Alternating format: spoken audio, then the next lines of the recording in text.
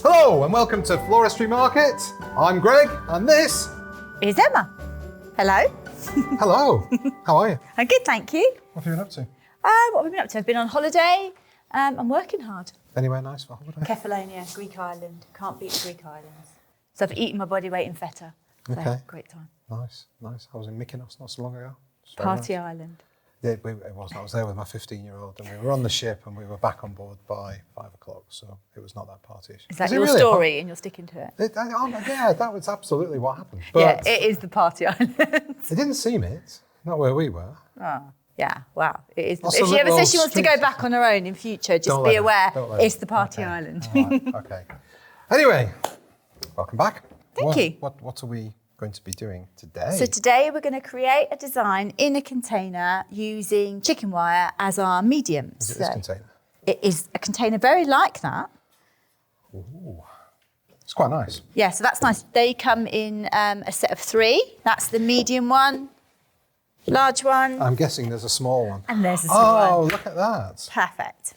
So yeah, nice. so we're going to create a design in these, and rather than using like dry foam or dry oasis, or just tying them and putting them in, because we want to keep them in place, because they kind of make quite a nice windowsill, meadow box, middle of the table arrangement. We want to keep everything in place. So we're going to use some chicken wire, which I think you might have some down there. You just want a little bit, or do you want me to show them? Well, show the roll, and then we'll... This is the roll. It's quite hard to lift up when it's unravelling. But there you go. And you'll notice that this chicken wires, other than the sort of chicken wire that you can get in the DIY centre, is galvanised, so it's got that nice green. So it's softer, it's kinder to the hands than your traditional, metal chicken wire. And it's green, so it's more... Yeah, more aesthetically pleasing. Yeah. So you just want to cut off a piece of chicken wire according to the size of your container. Okay. So I've cut this one for that one. I have got one that I've done here earlier. And then obviously then what you want to do is they're quite big holes. So any flowers that you push through those are just going to move around. So you just sort of scrunch it up, mind your fingers, scrunch the edges in so that you've got no like raw edges. Mm-hmm. And then you just kind of like, it's quite pleasing actually, roll it, scrunch it. Shall I try it? Yeah. See if I can. I feel I could do this. This is where I do it really wrong, isn't it? No, it's fine. And just manipulate it, and then you just want to wedge it into the container. And you want the chicken, that's it. Oh, I've done a good job of that. Perfect. Look at that.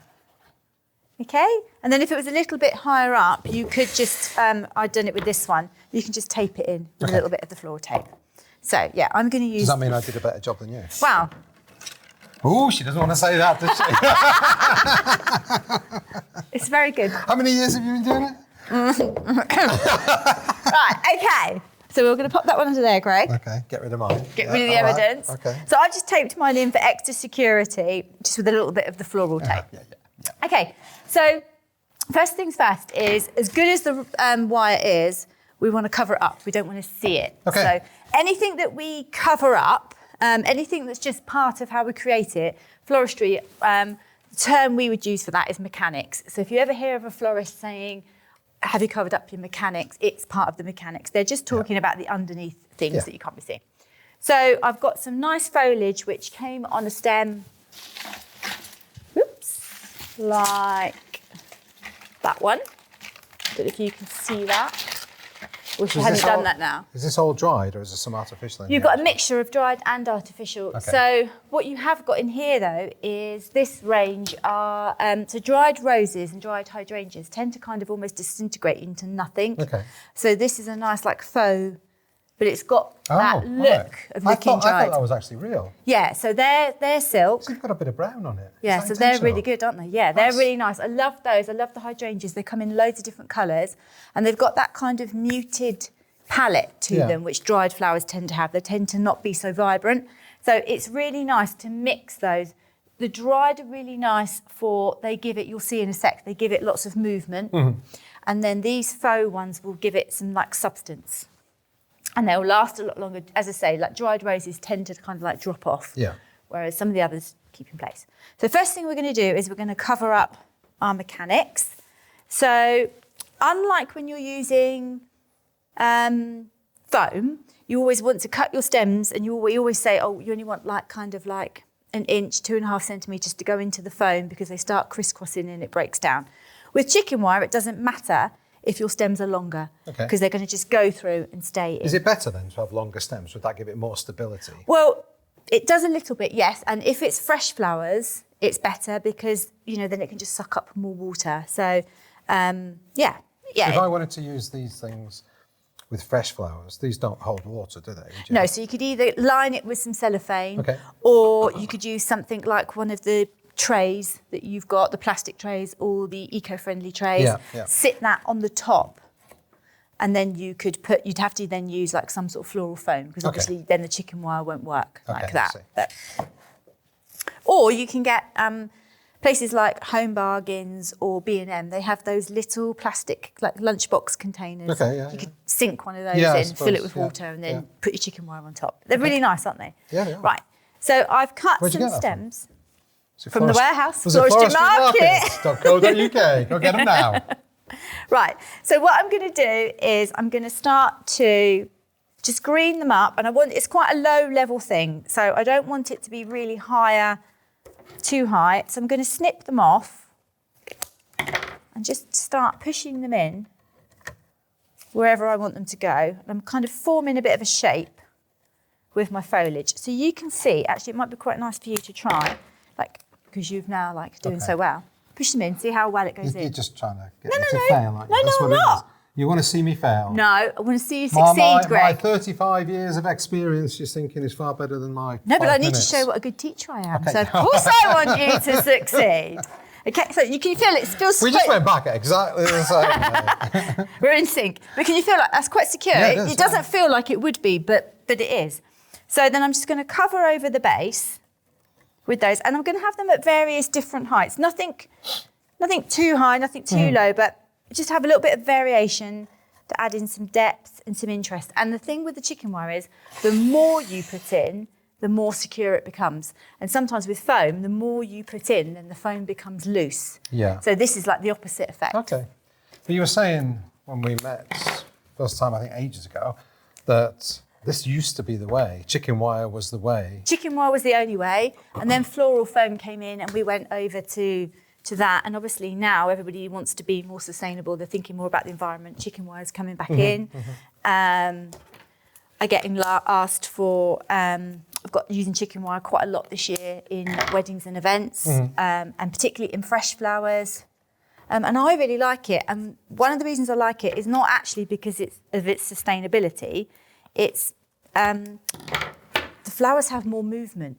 So I like that they have that natural movement, and that just makes it more interesting for me personally. And I like that look. And because we're now trying to use a lot more British flowers, rather than the Dutch flowers that are dead straight and uniform, they're a bit quirky. So they lend themselves to being in arrangements that are a bit movementy. Yeah. So I'm just putting those in, and they're all going in at different levels. And a good tip to remember is when you're making it, if you want it to be all round, just keep turning it as you go. Otherwise, what will happen is you will end up with one side better than the other. The back and the front, yeah. But you can do that way if you want. You can do that. You can have it front facing 100%. But if you just want it, I'm just snipping those. So what sort of thing would people use this for? Windowsill arrangement, table centre, coffee table. And of course, because it's artificial and dried. Artificial and dried, office, anything like that. Okay, so you can still see, if you looked down in there, you can still see the chicken wire, but we've covered up a lot of it. So that's what that's done. That's just covered our base. Okay. Then I'm going to put in, what am I going to put in next? I'm going to go for some of my bigger flowers, and then I'm going to put in the drieds around it. Okay. So we've got these gorgeous, lovely roses. I'm going to have them in at varying different heights. And you want to make sure they're quite, in this design, I'm going to have them quite evenly spread around the design. So we've got a couple of floristry terms. You have positive space, which means we've added a flower. Yeah. And then you've got negative space, and that means we've intentionally left space so that you can see each individual flower. I see. Bit like a photograph. So if you're doing a group photograph, you want to see everybody in there. So that's what negative space is. It's that like personal space. So I'm evenly spacing those out. I'm going to have one in the centre, and that's going to be called my focal flower. So it's kind of like the star of the show, and then the rest of the arrangement's built around it. So do you do much of this sort of stuff, or do you do more fresh? Do lots of this. Fresh is my real love. It will always be my first love, my first, Yeah. But particularly, when people are a lot more budget conscious now. So yes, the artificial flowers are a little bit more expensive for your initial outlay. But I find quite a lot of particularly corporate clients now where they would have had fresh flowers on a weekly basis, they might have something once a month or they might have something seasonal. Okay. So, swings and roundabouts. And particularly sometimes not all, particularly the corporate customers, not everybody's environment is okay for fresh flowers, like some are too hot or whatever. So I do a lot of this, but yeah. How do you deal with, in that situation, with allergies, people that are allergic to flowers or have hay fever?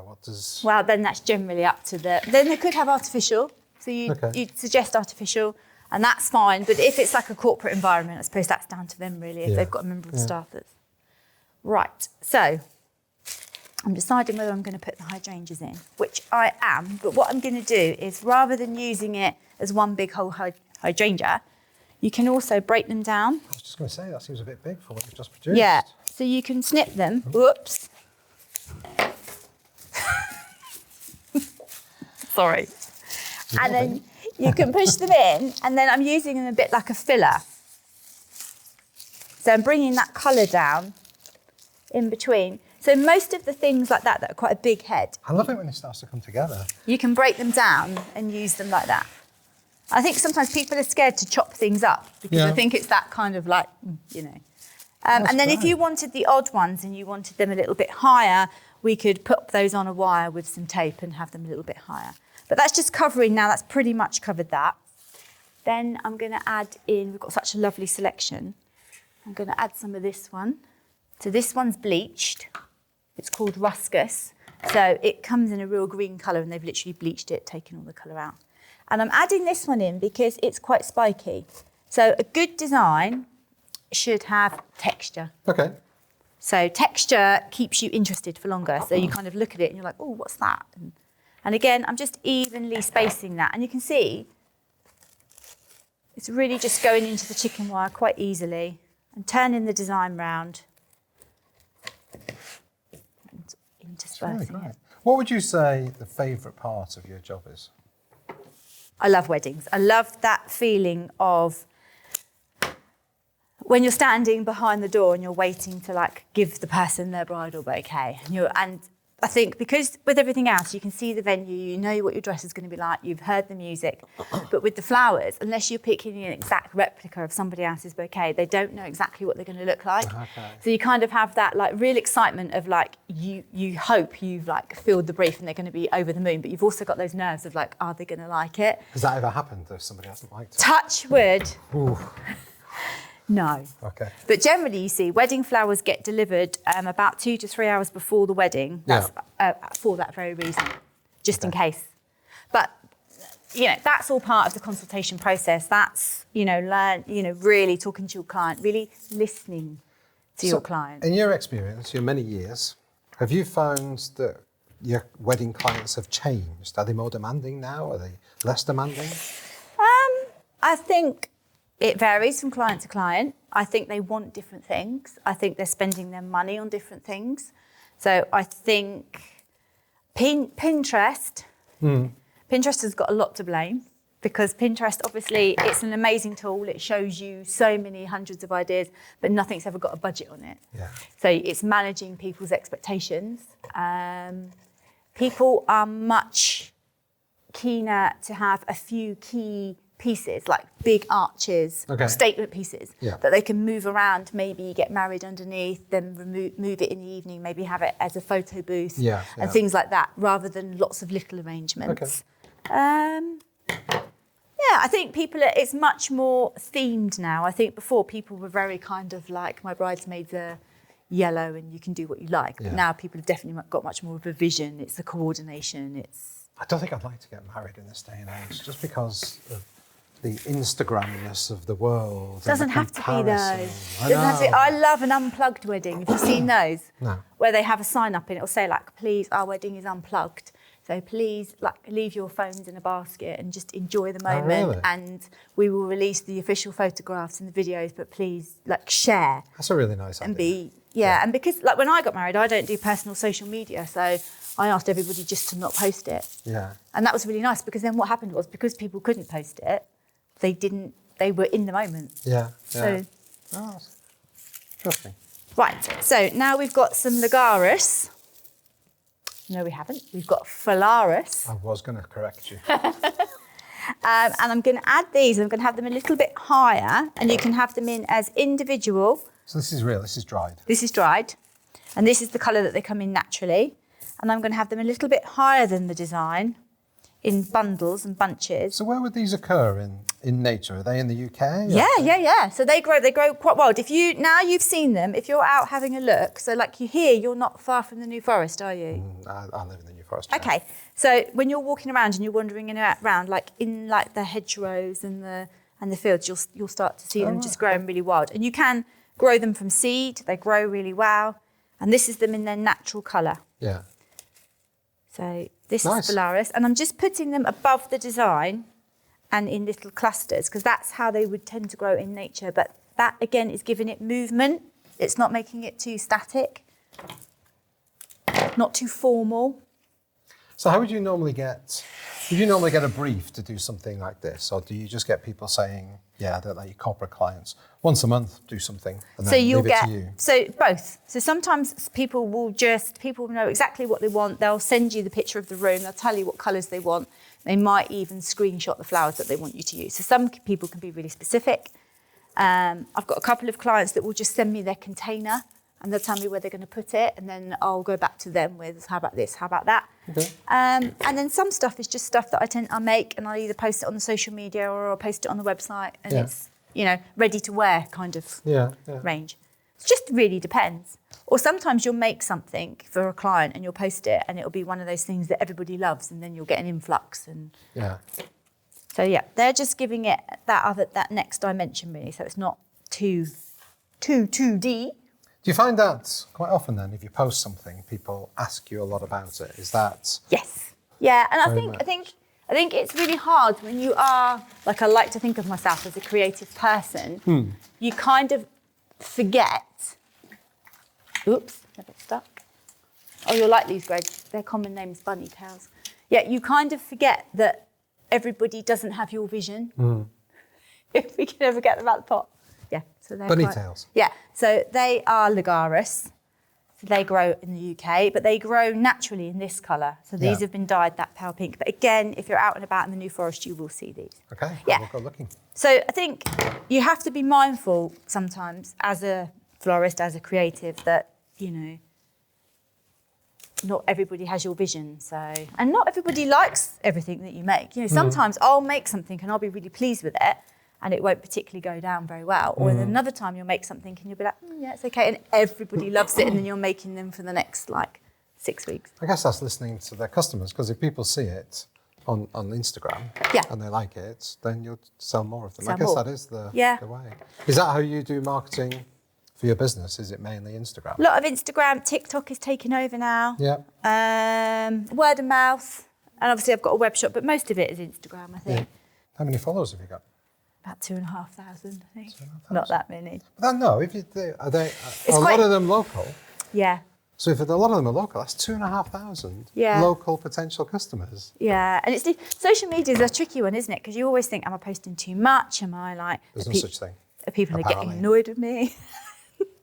Well, do they want to see me do another wedding? If they don't like it, they just unfollow, don't they? Exactly. Yeah. So yeah, and I think social media is really good for things like this. So for florists, if you're not sure, so if you think to yourself, oh, should I do it in this colour or should I do it in that colour? It's a great way. It's a great market research, because quite often if I'm not sure, if I've got a couple of colourways, I'll post them both on social media and do like this or that. So before you go and buy, I don't know, you've got some gorgeous pink and lilac, like hydrangea rings, and I'm not sure which one would go down the best. So send them, give people the choice. A/B testing, see which one goes. Okay, so just turning that is round. lovely. Bit of movement, Just going to add a bit more texture. So this is really nice. I confess, I don't 100% know what this is. Reed grass. Yes. Okay. That's what I was going to say. So I don't want to use it in that whole big, chunk like that. So what we're going to do is open it out like that. So I've got some stem, and then you can chop into it. And now you've got like 2 bits. Oh, yeah. So it kind of looks like a bit like a mini pampas, doesn't it? But doesn't shed as much, and pampas would be a bit big in this. So keeping it in proportion. So that's another thing, when you're making your container and you're making your arrangement can be 2/3. I think we talked about this in previous videos. The arrangement can be 2/3 the height of the container. So that could have been quite tall if I'd have wanted to make something front facing. What do you mean 2/3? Sorry, explain that again. So that's the height of the container. That's the height of the container. So therefore my arrangement could have been right up here. Oh, and it would have still have been in proportion. So 2/3 of the whole thing? The whole thing. So for instance, that big container could potentially take really quite a big... So that's... Yeah, I mean that. Yeah, and the same in the width. So you could have like a really quite big arrangement in there, and that wouldn't be out of proportion. Yeah. That'd take ages to do, wouldn't it? It's not so much the time, because it doesn't matter so much how big they are. It's the flower content and the budget. So most people will go for the medium size. I don't know why, they just do. Gold, silver, and bronze. You don't want to go bronze. You don't want to go gold. You go silver. So mine are all like I've got honeybee. No, I've got busy bee, honeybee, queen bee. Oh, very nice. I know. Right. So and then we've got just a little bit of this. It's like a millet, like the bird seed, and it's quite heavy and it dangles. But again, you can see now there's so much in there now. The stems are all just holding each other together, so they're just going in.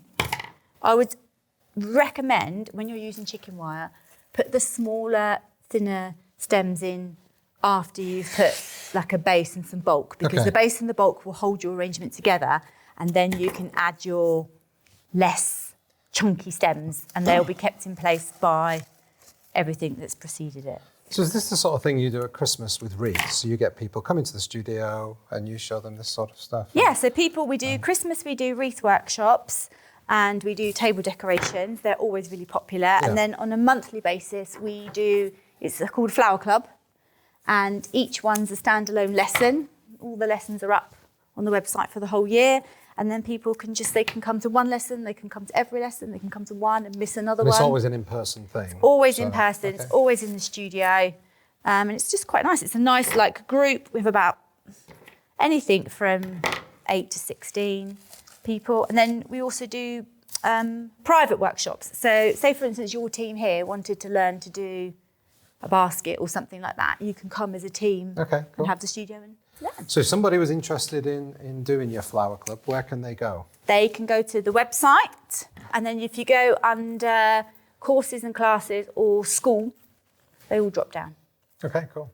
Here we and go. Just for anybody that doesn't know where you are located where? I'm located in the little village of Southwark in Hampshire, just about 2 miles outside of Fareham and about 5 miles from Portsmouth. Yeah. So not too far. It's very rural, very pretty. Still quite easy to get to, though. Yeah, very easy, yeah. In fact, some fun roads to get to. So I could keep fiddling with that for ages. Yeah. But, yeah, basically, there we go. So scrunch up your chicken wire, pop it in, secure it if you need to, cover your mechanics with your basic foliage, bigger flowers, focal flower in the centre, and then you can build out from there. Lots of different texture, colour palette that goes together. Perfect. Absolutely perfect. I love it. Well, thank you. You're very welcome. So much. Thank you for having me. Thank you, everybody, for watching. If you do have any questions for Emma, or for any of us, just leave them down below on social media, on Facebook or on YouTube. If you want to leave a comment, please do that as well. That's great. Check us out on Instagram. Check us out on TikTok. Check us out on YouTube. All of the usual suspects. And from myself and from Emma, see you next time. Bye.